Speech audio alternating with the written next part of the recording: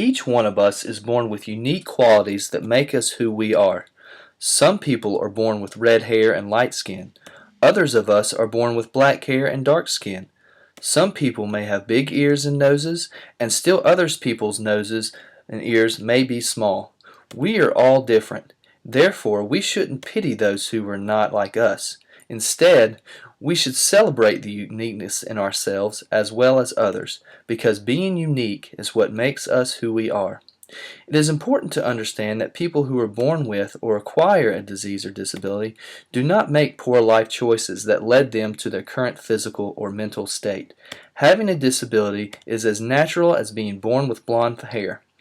In fact, people with disabilities make up the largest minority population in the world. Not only do people with disabilities make up the largest minority population, but they are also the most diverse group as well. People of all ages, races, genders, and social class can be born with or can acquire a chronic illness, disease, or disability. Disabilities cannot be tied to one particular group of people. Anyone at any time in their life, in a fraction of a second, can become a member of this population of people. As we begin to break down the stereotypes that surround people with disease and disabilities, it is important that we not only focus on the way we perceive this group of people, but also on the language that we use when discussing or conversing with people within this group. The language we use oftentimes shapes the attitudes and the images we have of people. By not using person-first language, we may unintentionally reinforce the prejudices and discrimination of a particular group. We also reinforce the negative stereotypes and negative attitudes that people may have of a particular group of people. Furthermore, inappropriate language can be devaluing to some and project the negative message to a person that they are somehow different or don't belong. It is important to remember that person-first language is not politically correct. Instead, person-first language is polite and respectful to those individuals who we are referring to. So, what is person-first language? Person-first language is putting the person before the disability or any other identifying characteristic that we may use when we are referring to a particular person or group of people. Person-first language is a way of speaking that acknowledges that we are people before anything else. As people, we define who we are. Neither our interests, nor our abilities, nor our physical appearance should define who we are.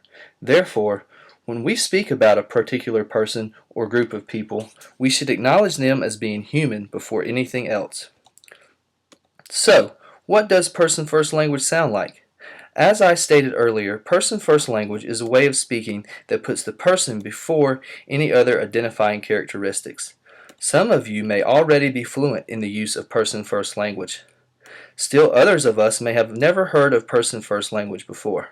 At this point, for the majority of us, person-first language may not be our natural way of speaking, but that's okay. Becoming comfortable with using person-first language in our everyday natural speech takes intentionality and practice. Let's take a few minutes to introduce ourselves and to practice a common person-first language. So to start, we would say, a person with a disability, not disabled person. See the difference? Let's try some others. We would say, person with a physical disability, or person who uses a wheelchair, not cripple, nor wheelchair bound, nor person confined to a wheelchair. Wheelchair bound or person confined to a wheelchair would indicate that a person cannot do anything without the assistance of a wheelchair, which is simply not true. Here's another example. Person with a cognitive disability or intellectual disability, not mentally retarded. Children with diabetes, not diabetic children. A child with autism, not autistic child. See how much more respectful the use of this type of language sounds? Are you beginning to catch on?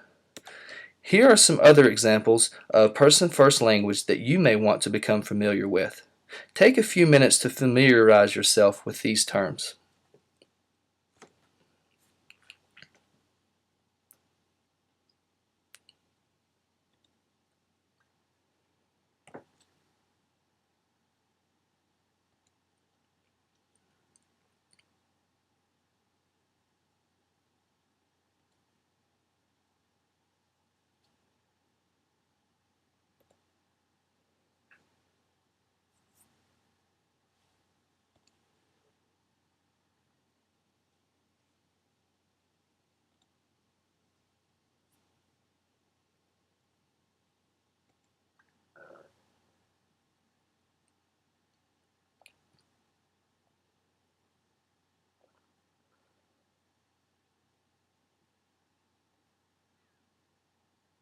Again, speaking in this way may not come natural to you at first. If you mess up or make a mistake, don't worry, it's okay. Just keep practicing. Eventually, it will become natural for you, and you too will be fluent in the use of person first language.